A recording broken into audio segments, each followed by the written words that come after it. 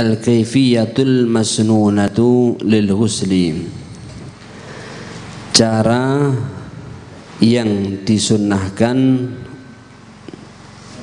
untuk mandi,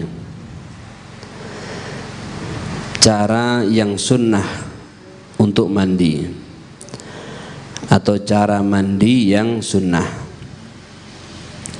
Tata cara mandi yang sesuai dengan sunnah Nabi Muhammad SAW. Langkah-langkahnya. Langkah pertama, tata cara mandi yang sesuai dengan sunnah Nabi. Pertama adalah an yuzilal qadhara qablahu min maniyin aw najasatin ka baulin aw ghairi dzalik. Langkah pertama adalah menghilangkan kotoran sebelum mandi. Jadi sebelum mandi, hilangkan dulu kotoran yang ada di badan. Apakah itu berupa sperma atau itu berupa najis seperti kencing atau hal-hal yang lainnya. Kotoran-kotoran yang ada di badan dibersihkan. Langkah kedua, an yastaqbilal qiblata wa ya'tiya bil basmalati thumma siwaki thumma ghaslil kaffaini thumma al-madmadati wal istinsyaqi thalathan wa yanwiya bidzalika sunanal ghusli. Langkah kedua adalah niat sunnah mandi. Jadi niat nawaitu sunanal ghusl. Saya berniat untuk melakukan sunnah-sunnah mandi. Kemudian menghadap kiblat, lalu mengucapkan basmalah. Kalau memang kita mandinya di toilet, di WC ya, atau di kamar mandi, nah, maka basmalahnya dalam hati saja. Karena tidak boleh ya tempat yang diperuntukkan untuk qadha'il hajah, maka kita tidak boleh melafadzkan kalimat-kalimat yang diagungkan seperti basmalah dan lainnya. Jadi kalau mandinya di kamar mandi itu yang memang di situ untuk qadha'il hajah ya, untuk kencing atau berak, maka basmalahnya dalam hati saja. Setelah basmalah kemudian bersiwak. Ya, siwakan seperti biasa. Kemudian mencuci kedua telapak tangan, lalu kumur dan menghirup air ke hidung. Semuanya dilakukan 3 kali. Basmalahnya juga 3 kali. Semuanya diawali dengan niat wudu. Niat apa? Sunnah mandi. Karena perbuatan tanpa niat itu tidak sah. Jadi dalam hati kita, nawaitu sunanal wudu, saya niat untuk melakukan sunnah-sunnah wudu. Lalu menghadap kiblat, baca basmalah dalam hati ya kalau dalam kamar mandi, lalu bersiwak, cuci kedua telapak tangan, berkumur, lalu menghirup air ke hidung. Semuanya dilakukan 3 kali. Langkah ketiga, an yaghsila farjaihi wa ma hawalaihima biniyati raf'il janabati anhuma aw biniyatil ghuslil masnuni ka ghuslil jumu'ah. Langkah ketiga adalah membasuh kedua kemaluannya, maksudnya depan dan belakang ya, kubul dan dubur. Kemaluan depan dan belakang, jalan depan dan belakang, dan juga sekitarnya. dengan niat mengangkat janabah kalau memang mandinya mandi wajib ya. Kalau mandinya mandi wajib diniatkan untuk raf'al janabah. Kalau memang mandinya mandi sunnah seperti mandi mau sholat Jumat atau mandi mau sholat Idul Adha Idul Fitri, maka diniatkan mandi sunnah. Nah, yang ketiga ini maksudnya bagaimana? Jadi mandi itu bisa dicicil namanya. Mandi itu bisa dicicil. Jadi seolah-olah kita mengangkat janabah hanya jalan depan dan belakang dan sekitarnya saja. Yang lain belum. Atau kita mandi hanya itu saja yang sudah mandi, tapi yang lainnya anggota badannya belum. Jadi ibaratnya nyicil. Nah, nanti akan diterangkan kenapa kok ini didahulukan. Jadi kita basuh depan dan belakang dengan niat kalau memang mandinya wajib, niat raf'al janabah, atau kalau haid ya raf'al haid. Ya, kalau memang lebih umum seperti yang sering diajarkan di madrasah, nawaitul ghusla raf'il hadasil akbari. Nah, itu bisa masuk semuanya. Nah, jadi kita niat mengangkat janabah hanya untuk kedua tempat ini. Nawaitul ghusla raf'il hadasil akbari an huma. Saya niat mengangkat hadas besar dari kedua tempat ini, jalan depan dan jalan belakang. Lalu sambil niat itu sambil membasuh depan dan belakang. Yang keempat adalah al-wudu'u qablahu kamilan, ay bisunanihi fayu'itus siwaka wa ghaslal kaffaini wal madmadata wal istinsyaqa wa lazamu an yastura indahu sawataihi wa yundabu baqiyatu awratih. Yang keempat baru wudu. Termasuk sunnah mandi adalah berwudu sebelumnya. Wudunya ini ditempatkan setelah membasuh kubul dan dubur. Supaya nanti tidak batal lagi. Kalau wudhu dulu nanti kemudian membasuh kubur dan dubur, akhirnya batal lagi ya. Jadi basuh kubur dan dubur dulu tadi dengan niat mandi, baru kemudian wudhu dengan sempurna. Ketika wudhu juga siwakan, juga membasuh kedua telapak tangan seperti sunnah-sunnah wudhu yang sudah disebutkan kemarin, masuk kumur-kumur, menghirup air ke hidung ya. Istinsyak, nah itu adalah juga sunnah wudhu dan juga sunnah mandi. Jadi mengulangi lagi untuk wudhunya. Dan ketika mandi wajib hukumnya menutup jalan depan dan belakang ya. Jadi ketika mandi walaupun sendiri, karena aurat seseorang ketika sendiri itu adalah jalur depan belakang itu tertutup. Depan belakang itu tertutup.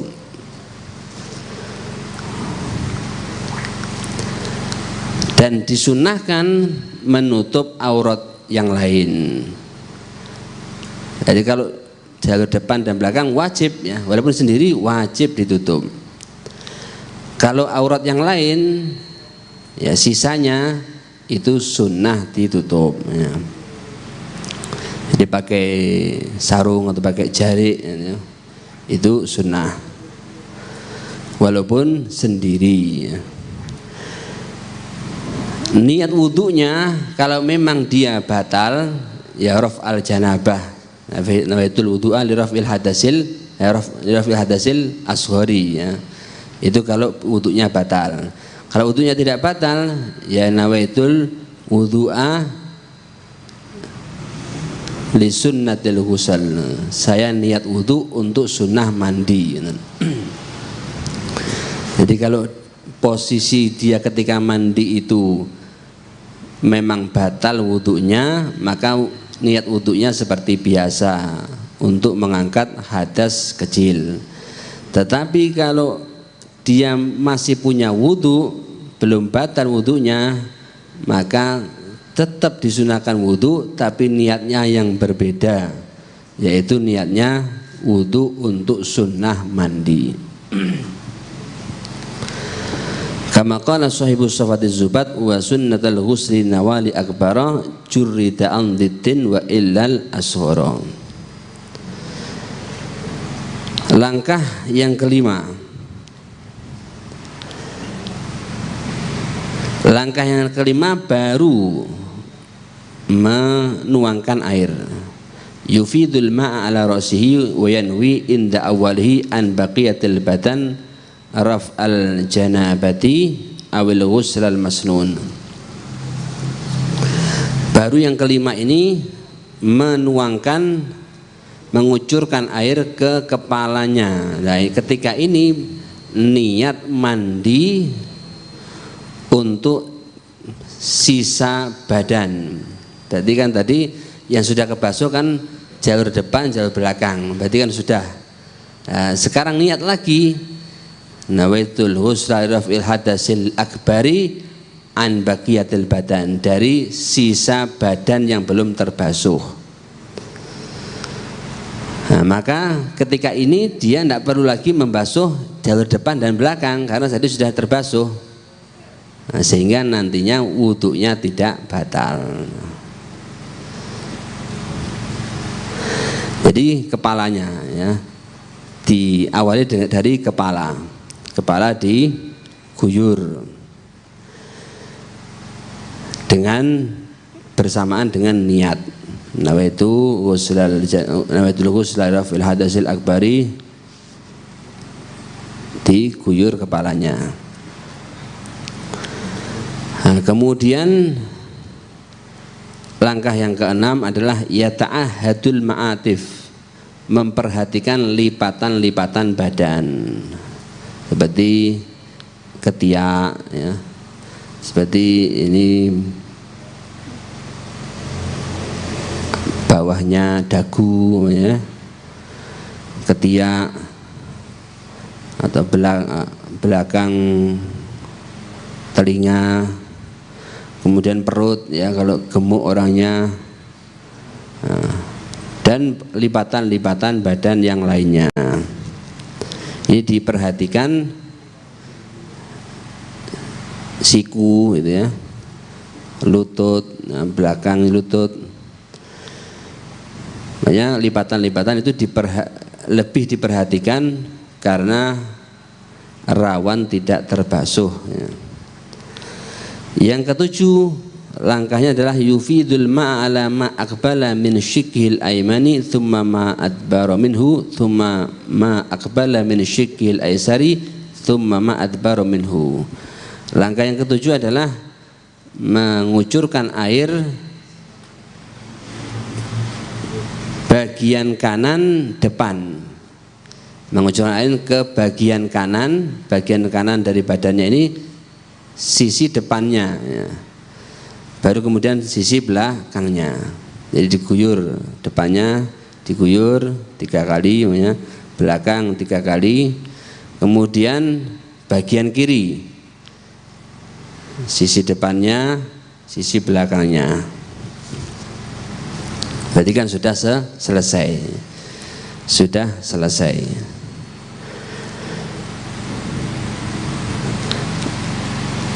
Rasulullah SAW mandi beliau hanya dengan 1 sok air, berarti hanya dengan 4 cawukan air.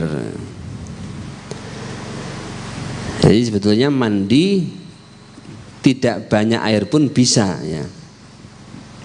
Tidak banyak air pun bisa, yaitu dengan tata cara yang diajarkan tadi. Karena Nabi SAW hanya cukup dengan 4 cawukan air ya, hanya cukup dengan 1 sok ya.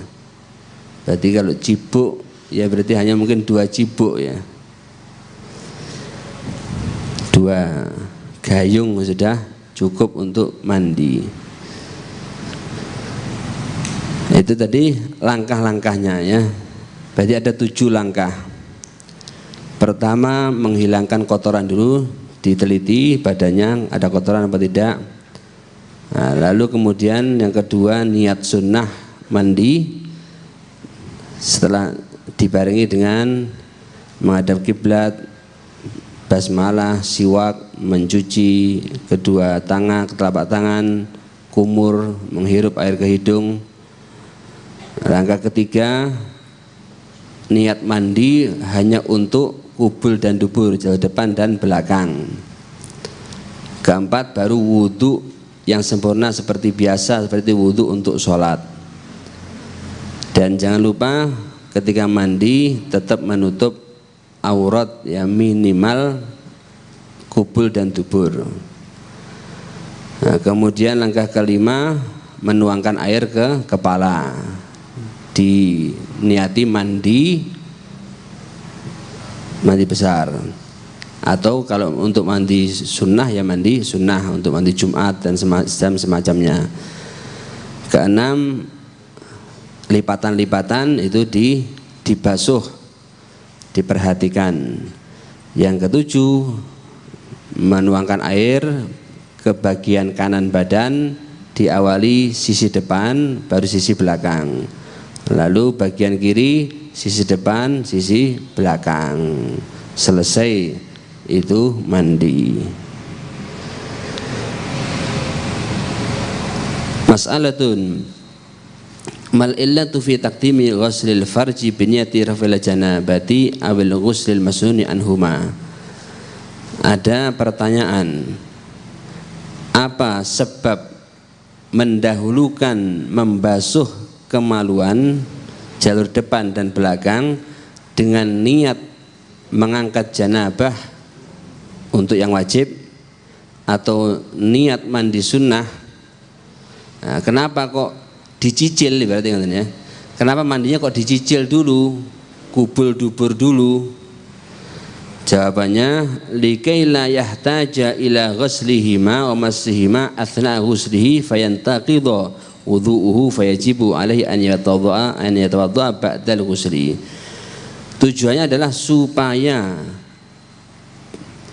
nantinya tidak perlu membasuh kubul dan dubur lagi, tidak perlu membasuh bagian depan dan belakang lagi ya, jalur depan kemaluan depan dan belakang, dan menyentuhnya ketika mandi. Nah, kalau nanti perlu membasuh, perlu menyentuh, akhirnya batal wudhunya. Nah, kalau batal maka perlu wudhu lagi, berarti kan wudhunya malah double, otomatis boros air. Jadi sangat memperhatikan di dalam urusan ya israf. Jadi begitu detail ya, begitu telitinya ajaran syariat Nabi Muhammad SAW ya. Jadi supaya ibaratnya nggak mindon kayak ini ya. Tadi sudah wudhu dibatal nih, nah, nanti wudhu lagi kan berarti double. Nah, supaya wudhunya nggak double, nah dibasuh dulu kubul dan duburnya dengan niat raf'al janabah, baru kemudian wudhu sehingga wudhunya tidak batal. Itu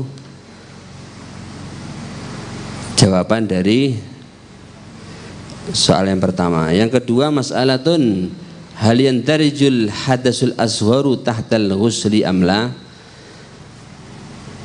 Apakah hadas kecil bisa terhapus oleh hadas atau oleh mandi? Maksudnya sampean punya hadas kecil, punya hadas besar, kemudian hanya mandi saja, tidak pakai wudhu.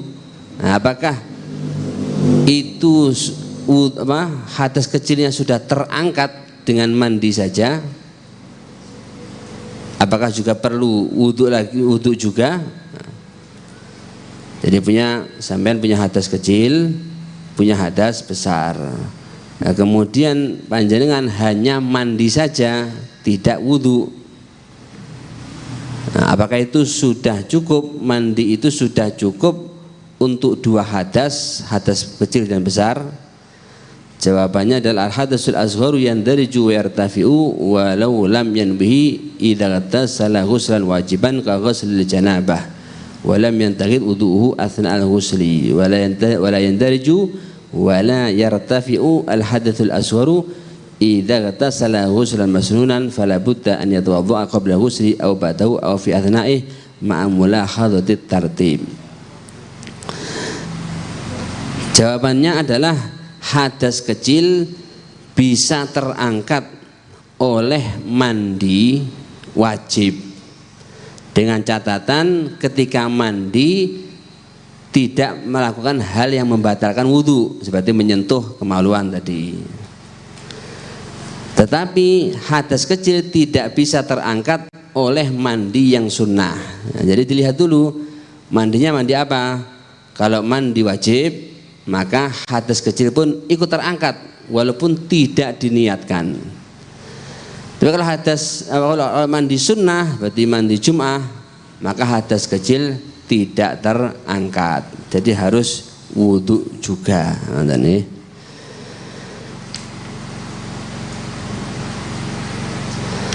Itu adalah tata cara mandi sesuai dengan tuntunanipun Kanjeng Nabi Muhammad SAW, yang di dalamnya banyak sunnah-sunnah yang diajarkan oleh Rasul SAW. Mudah-mudahan kita bisa menerapkannya sebagai bukti cinta kita kepada Nabi Muhammad SAW. Hadza minni wa minkum. Assalamualaikum warahmatullahi wabarakatuh.